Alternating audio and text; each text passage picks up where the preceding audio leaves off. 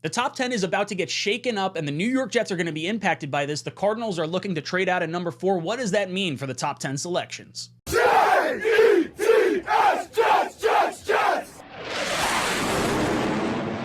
I'm excited to talk about this. This is something that I've kind of been predicting for the last few weeks here, and this is the Cardinals trading out at number 4. But before we hop into that, I do want to let you guys know we are doing our Talkin' Jets draft party, myself, O'Leary, and Greenbean, down at the main event on Long Island. So if you guys want to hang out with us for the first night of the NFL draft, 3-hour open bar, buffet, raffles, all that good stuff, crowd cam, still going to be doing the live stream and all that good stuff. But we are excited to see you guys in person. And then if you want to get in on the mock draft contest, all you got to do is scan the QR code or head down to the description down below and click on that link. It's totally free to enter, and you could win a jersey of your choosing. Doesn't have to be a Jet jersey, but, you know, hopefully it is. But let's hop into our topics of today, and that is the Cardinals possibly trading out of number 4. And I really am excited to get into this because of what the impact is on the rest of the top 10 and the trade scenarios for the New York Jets, both up and down. So Ian Rappaport coming in saying, there will be a big neon sign that says open. I don't like it blinking. It messes with my eyes, but we're always going to be listening. So that was number 4 overall pick Cardinals GM Monty Ossenfort saying that they are open for business at the top of this draft.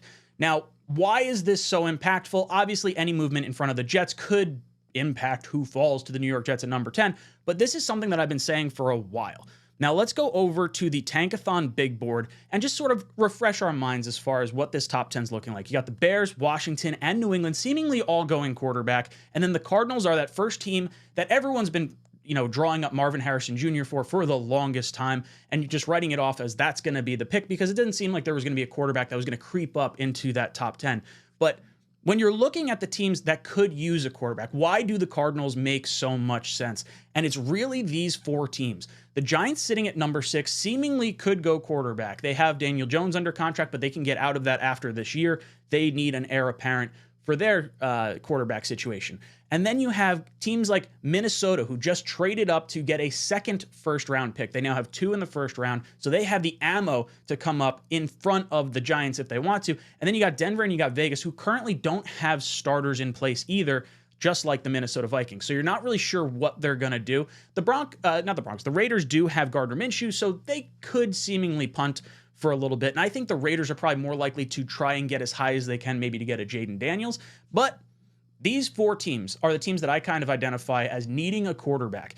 And if the Giants need a quarterback, if you're one of these 3 teams at 11, 12, or 13, you are immediately saying, okay, I need to get into the top 5 here in order to get a quarterback before the Giants. So that means the Chargers are the most likely team to potentially trade out because they are 1 pick in front of the Giants. Now, the issue with that is that the Broncos and Raiders are both in the division of the Chargers, and there is no way you are going to allow your division rival to trade up with you to get their choice of quarterback that you're going to now have to go against for the next 10, 15 years. It's just not going to happen. So that means any of these 2 teams, Denver and Vegas, since they can't trade with a division rival, are going to have to come up to Arizona at number 4, which means Minnesota, who could have been most likely to trade with the Chargers at number 5, has to come up to number 4 or risk one of these other teams leapfrogging them to go up to number 4. So there's all this sort of like confusion and things that could potentially happen. Could the Giants wind up jumping up a little bit? That's another part of this whole, potential situation. Then a team like the Cardinals or like the Chargers don't have to fall back out of the top 10. They can still select a team or select a player that would be deemed a blue chip prospect. Now, with the Cardinals already having 2 first-round picks, if they trade down, especially with the Vikings, that gives them 3 first-round picks. That team's going to be cooking with fire down in Arizona. Now, as far as how does this impact the Jets' odds at the top of this draft, if you go and look at where teams are kind of mocking different players, you see 3 quarterbacks, Marvin Harrison Jr., and then the Chargers going with the wide receiver. Obviously, they lost Keenan Allen. We just brought in Mike Williams, so they are in a situation where they definitely need a wide receiver.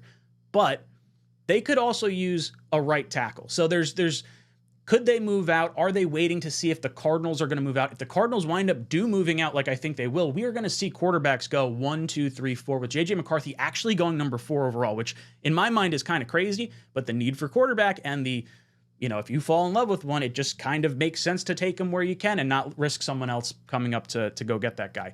So I think the floor for J.J. McCarthy is going to wind up being the Giants, which means these teams are going to have to move up in front.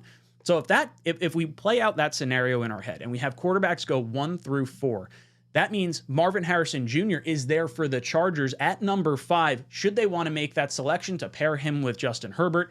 And now they have the best wide receiver in the class, or safest wide receiver in the class, to pair with a star quarterback. And do they like doing that because they just traded away or got rid of their 2 top wide receiver options? I think that is entirely likely. I think Marvin Harrison Jr. going 5 makes the most sense.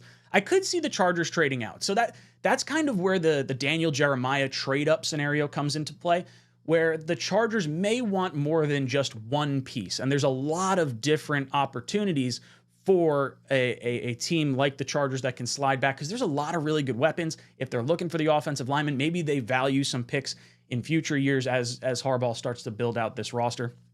I would think to get up to number 5, if the Jets wanted to go up and say get a Marvin Harrison Jr., you would have to give up obviously 10 overall, the 3rd round pick, number 72, and probably a 1st round pick. Daniel Jeremiah speculated maybe a 2nd round pick in 2025. And I think the only way that happens is if they can't trade out for a quarterback. I think they're hoping for the Minnesota trade down more than likely. And if I'm right, and I think quarterbacks are going 1, 2, 3, 4, Minnesota is going to be trading up to number 4 as the most likely candidate to go up to get to get J.J. McCarthy. So that the Chargers may not have an option to trade down for an incredibly lucrative package of picks at that point. So maybe there's a scenario where they value the Jets picks and they would be all right sliding down. But with wide receiver, I think if Marvin Harrison Jr. is there, I think he's probably the pick at number 5. Then you sort of start to play out the rest of these scenarios. You have the Giants at number 6. Are they more likely to go with a Bo Nix or for a Michael Penix that early? I don't really think so. I think they're more likely to go with a wide receiver there. They would get a Malik Neighbors in this sort of situation. I think Joe Alt definitely goes to the Titans at number 7. At number 8, Dallas Turner seems to be penciled in for everyone, but either way, whether you think it's Turner or someone else, I think it's going to be a defensive player. 9 is a real wild card for me because I could see the Bears go any number of direction. They could go offensive tackle. They could go wide receiver. Could they go Brock Bowers? I mean, maybe. Could they go defense? They have so many options. And I think this is where you start talking about a trade out within that top 9, 10 pick. So how does this impact the New York Jets? I think the Bears are more likely than the Jets to accept less in a trade up scenario for one of these teams like the Broncos or like the Raiders if they wanted to come up, assuming one of the quarterbacks did not fall to them, because those are 2 division rivals that are now jockeying potentially for quarterback 5 in this class, and the Broncos don't have a 2nd round pick. So if they're going to look for a quarterback, they kind of have to take them in the at 12 or trade down and try to accumulate some picks. And hopefully the Raiders don't end up going up for a quarterback or trading or just selecting a quarterback at number 13. So it's really interesting to see what those teams could potentially do. And if the Bears move out, I mean, it's good for the Jets because if someone wanted to trade up for a quarterback, then one extra non-quarterback falls to the New York Jets, and you have this decision, okay, are we going with an offensive lineman? Are we going with a weapon? In the situation of the Bears trading out, Odunze falls to the New York Jets. If Odunze is the pick, like we're kind of projecting here in some of these mock drafts, that means the Jets are sitting on the clock with a Brock Bowers or with any of the offensive linemen 2 through 4 or 5, however far you want to go. But then you have this situation of, okay, I would love to trade down. There's so many options for the New York Jets. This would make so much sense.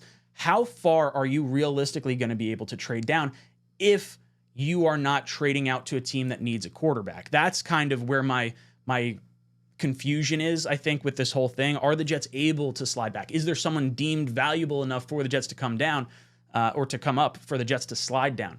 Now, if you could stay within pick 11, 12, 13, 14, you could see New Orleans, Seattle, maybe like as a long shot to potentially come up for a quarterback. I would be a little surprised if the Jets were offered the trade up that all of us kind of want for them to be able to move back. So in this situation, I think there's a few different routes you can go. You can consider, if this is how it's going to play out, offering the Chargers a trade up package if they are still willing to move down after having moved their wide receivers. There are a lot of really good receivers in this class. I could totally see them being interested in taking a wide receiver at a later point in this draft. I think ideally they want to take that Vikings trade because now you wind up with a pick at 23 where they could take a Brian Thomas Jr. or an A.D. Mitchell, Xavier Worthy, Troy Franklin, all these different potential players that could be there, while also addressing the right tackle and being able to run block the way Jim Harbaugh wants to be able to run block in LA. Brock Bowers could potentially fall to them in that sort of situation as well, if you value the tight end for them. So how does this impact the Jets? Do the Jets possibly look to come up to number 5? And would it maybe not take the 2025 first round pick if the Chargers are willing to wheel and deal and get some more assets here? I would be surprised. I would be surprised if the Jets were able to facilitate the move up. Now, I would be all in favor of it because of how high Marvin Harrison Jr.'s floor is. I think you are getting a weapon that doesn't need the prep time to develop into an NFL receiver because he's already an NFL receiver here. He's had the pedigree from birth. Just by the nature of his dad being in the NFL, he knows exactly how to train, how to work out, how to prepare at an NFL level, basically since birth. So I would have no problem moving up. Now, in the let's say there's a scenario where the Jets can't trade down and the Jets have to make the pick at 10, and this is kind of how the board has fallen. Where do you go from here? Because you are talking about taking an offensive lineman or Brock Bowers, and it's really where we're sort of tied up in knots as to where the Jets can go, because there's really not any concrete, rationale to go either way. If you go with the offensive lineman route, I would like to see someone like a guard tackle hybrid, someone that could be an insurance policy for AVT, for Tyron Smith, but at the same time still pushing a right tackle in Morgan Moses, whose contract is only $5.5 million. He just had shoulder surgery, so there's no guarantee that he's actually going to be the starter. And then John Simpson on the other side signed a 2-year contract that you can get out of after 1 year. So this guard tackle hybrid that you're potentially taking at number 10 could actually start at right tackle or at left guard. And, you're not running into the situation of, we're taking a depth piece at number 10.